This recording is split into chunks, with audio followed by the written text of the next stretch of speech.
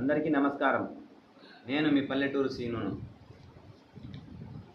ఈరోజు మన వంటిల్లే వైద్యశాల అన్న శీర్షికన మీ ముందుకు పల్లెటూరు సీను రాబోతున్నారు. ముఖ్యంగా ఈరోజు చెప్పబోయేటటువంటి అంశం ఏమిటంటే, మన ఆరోగ్యం మన చేతుల్లో ఉంది. ఎలా ఉంది? ఉదయాన్నే 4:30కు లేవడంతోనే మన ఆరోగ్యం మన చేతుల్లో ఉన్నట్టుగా లెక్క. అది ఎలాగా అనేటటువంటి అంశం మీరు అడగవచ్చు.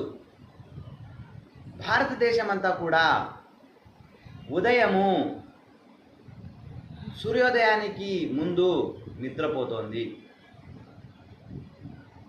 మరి ఎందుకు నిద్రపోతోంది? రాత్రిపూట 11 గంటలకు 12 గంటలకు వరకు మేలుకోవడం వలన ఉదయాన్నే భారతదేశం నిద్రలేకపోతోంది.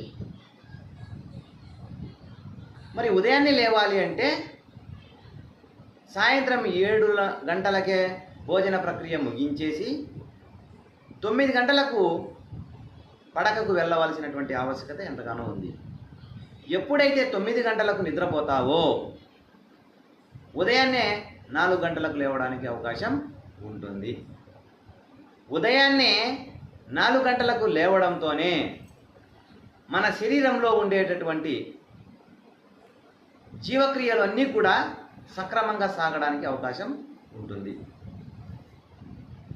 ఎందుకు శరీరంలో ఉండేటటువంటి జీవక్రియలు అన్నీ సక్రమంగా సాగుతాయి అంటే, మన శరీరము దేనితో అనుసంధానించబడిందో మీకు తెలుసా? సూర్యునితో అనుసంధానించబడింది. ఈ భూమి మీద ఉండేటటువంటి 84 లక్షల జీవరాశులన్నీ కూడా సూర్యునితో అనుసంధానించబడే పనిచేస్తున్నాయి. మనం తినే తిండి కూడా సూర్యునితో అనుసంధానించబడింది, తెలుసా?